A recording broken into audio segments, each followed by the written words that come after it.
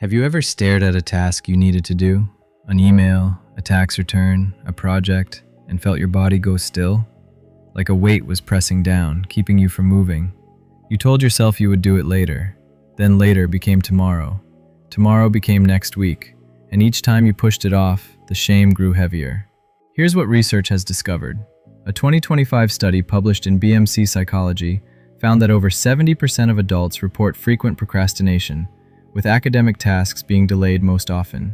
But here's what that statistic doesn't explain: why so many people cannot simply try harder. Because for many, procrastination isn't laziness. It is not a character flaw. It is a trauma response. If that sentence lands somewhere deep inside you, please hit like and subscribe. Let's walk through this together. When your nervous system perceives stress or danger, it activates one of 4 survival responses: fight, flight, freeze, or fawn. Procrastination is often a combination of flight and freeze. Your brain says, "This task feels threatening. I do not have the tools. I might fail. I might be judged. I will feel that shame again." So it pushes you to escape, into distraction, into scrolling, into anything that offers instant relief. Or it freezes you completely, leaving you paralyzed, staring at the screen, unable to start. A 2025 study in the journal Neuroimage used brain imaging to show that childhood trauma directly predicts procrastination in adulthood through alterations in brain networks responsible for self-control and emotional regulation. In other words, the difficulty you have starting a task is not because you are lazy. It is because your brain was wired to perceive certain kinds of pressure as dangerous. Where does this come from? It goes back to childhood.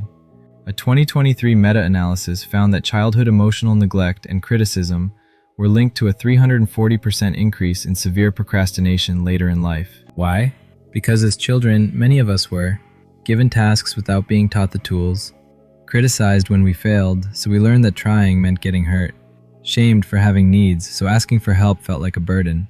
Raised in chaos, where concentrating was impossible, we learned that trying could lead to failure, and failure could lead to shame, punishment, or abandonment. So our brains developed a brilliant solution: avoid, delay, distract. Put it off until the pressure is so intense that we are forced to act, or until someone else steps in. But the internal cost is huge. The internal critic gets louder, the shame deepens, and we start believing the lie that we are lazy, weak, or broken. Here's what we want you to hear, really hear. Procrastination was a survival strategy your brain created to protect a child who did not have the tools to face certain tasks. It was not a choice, it was adaptation. That child needed safety, encouragement, and permission to try without the threat of being shamed. You can give that to yourself now. Healing procrastination is not about forcing yourself to be more disciplined. It is about going back to the moments when you first learned to avoid, and giving that child what they needed: patience, support, and permission to make mistakes without being judged. When we address the underlying fear, the fear of failure, the fear of being seen, the fear of not being enough, the procrastination often begins to loosen its grip. A pilot study from UCLA in 2025 found that just 8 weeks of trauma-focused therapy reduced procrastination by 62%, compared to only 11% with traditional cognitive behavioral approaches alone. The science is clear: heal the wound, and the symptom follows. If you're ready to understand why you keep choosing the same pain, and how to finally choose differently, we have videos that walk you through the next steps: how being betrayed changes your brain, body, and future relationships, signs and relationship patterns of dating a narcissist, how complex trauma shapes your life.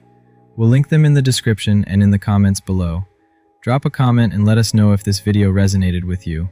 And if you haven't already, please subscribe for more compassionate, trauma-informed content. You are not lazy. You are not weak. You are carrying patterns your brain created to protect you, and you are here, ready to understand them. That is the beginning of real change.